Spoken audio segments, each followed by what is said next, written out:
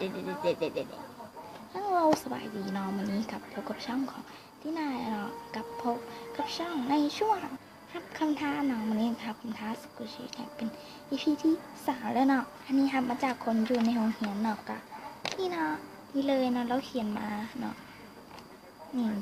ขนาดกับว่าวันนี้เนี่ยโอเคกลับมาเริ่มกันเลยเนาะซื้อเนาะมีว่าสกุชิเลเวอร์เนาะ CR กับเจนนี่เนาะโอเคมีคำถามทั้งหมด5 ข้อกลับมาเบิ่งข้อที่1กันเลยเนาะข้อที่1เนาะสกุชิที่หน้าหัก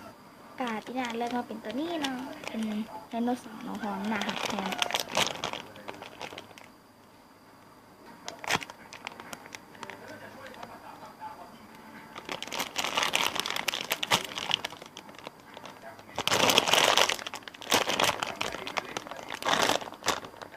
ต่อไปข้อที่2เนาะสกุชิคือหมากไม้ของแท้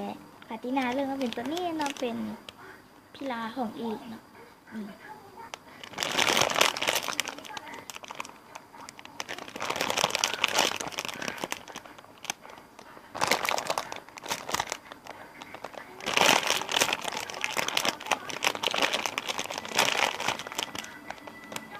โอเคให้สแกนมาให้เบิ่งเนาะว่ามันคือได้ไหนมันคือเป็นดูไหนข้อ2ทั้งความกลิ่นหอมแล้วก็ความคือเนาะนี่รายละเอียดแบบเก็บอย่างดีแถมสโลว์โคสโลว์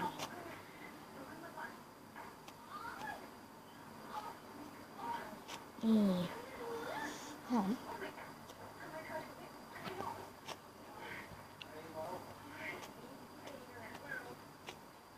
ข้อ3เนาะสกุชี่ที่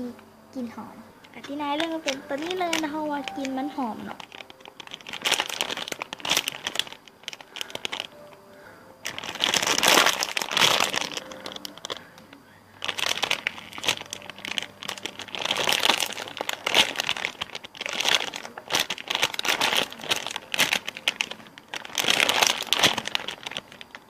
ข้อที่4น่ะสกุชี่ตำหนิโหด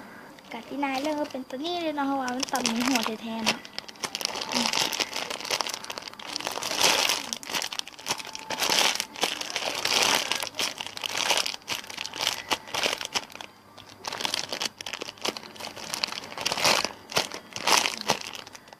ข้อที่5นะสกุชี่ที่เป็นขนมปัง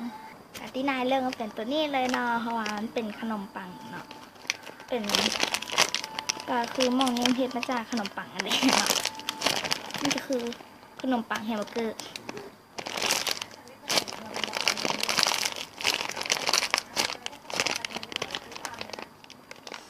โอเคกับหมดเพียงเท่านี้เนาะบทลงโทษเนาะให้โยนสกุชี่ลงบอลเปียกๆเนาะแต่เฮามีครบทุกอันเนาะก็เลยบ่ได้โยนเนาะโอเคสำหรับวันนี้ไปเด้ออย่าลืมกดไลค์กดแชร์กด subscribe ช่องหอยเด้อวันนี้ไปเด้อบ๊ายบายสำหรับวันนี้ไปก่อนเด้อบ๊ายบาย